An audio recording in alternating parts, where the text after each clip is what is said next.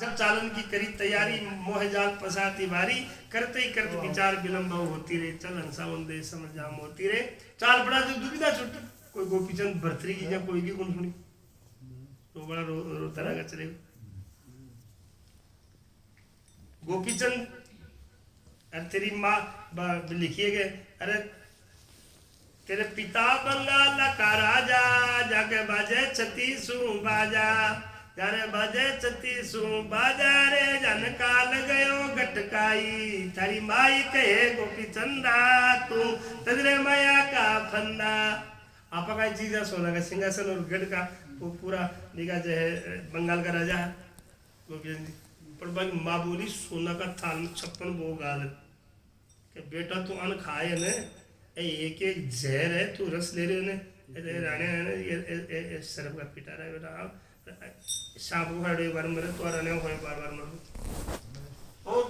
अरे सुन माता का उपदेश तजीरज धानी रे तजीरज धानी भला गोपी चंद मस्त फकीर बड़ा सैलानी सब राजपाट को छोड़ फकीरी धारी रे फकीरी धारी हुए भारत में ऐसे भूप गई बलकारी वो क्यों माँ काहे करूं मन काहे करना चाहिए जो बोली है नाथ जलंधर योगी सो ब्रह्मानंद रस भोगी सो ब्रह्मानंद रस भोगी रे कर सेवा हो निस्तारा माँ मेरावती वचन उचारा सुन गोपी चंद प्यारा कि जलंधर नाथ भगवान है बागन चले जा तू गोपी चंद और बेतन ज्ञान दे वाला और बेटा तू अमर हो जाए पर जलंधर महाराज पूछा कि भाई क्या है कि मन आत्म विद्या चाहिए कि तू जाए बड़ी भिक्षा ले रहा अरे गोपी चंद जोगी हो गया कर लिया भगवा बाना जंगल में धूनी घाल के तज दीना महल जनाना वो थाल सोवना छोड़ के भिक्षा के अन्न को खाना सतगुरु की आज्ञा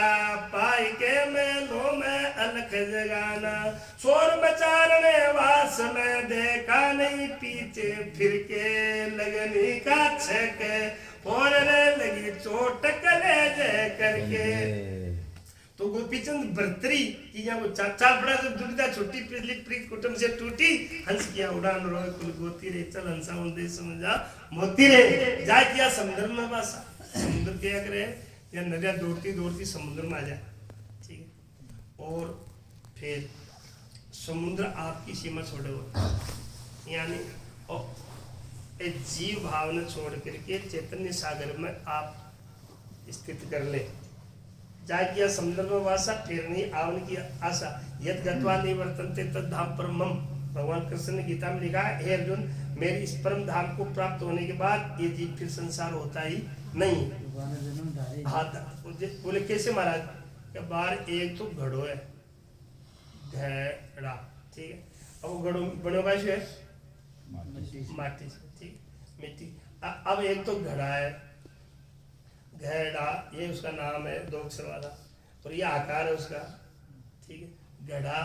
और घड़े का आकार नाम और रूप है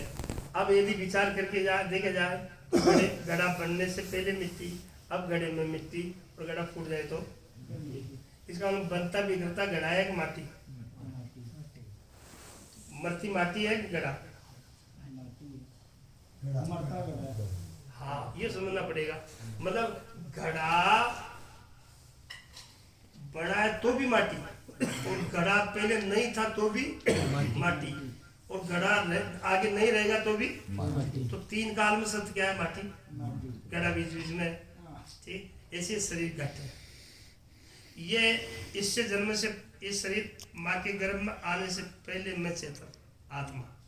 अब माँ के गर्भ में आने के बाद ये वृद्धि पाता पाता वृद्ध हो गया तो मैं आत्मा और ये अग्नि में जला करके मिट्टी में दफना के खत्म कर दिया जाएगा तो भी मैं शेष रहूंगा आत्मा यदि भगवान शिव जी ने कहा शेष रहो अब भगवान शिव जी ने कहा कि बना और मिट्टे से रहने का सपना शेष वजह स्वरूप अपना भगवान शिव जी कहते हैं उमा कहूँ मैं अनुभव अपना उमा कहूँ मैं अनुभव अपना, सत्य हरि भजन जगत सब सब। यानी ये सत्य जो वस्तु है तीन काल में पाई जाएगी। ऐसे ही चेतन आत्मा तीन काल में होती है, बीच बीच में घड़ा ये दिखता है, और घड़ा दिखता है तो भी चेतन है भाई। घड़ा मान लिया इसमें माटी समझ में आ गई तो घड़ा पड़ा रहो, काम में लेते रहो भाई, कुल मिला के माटी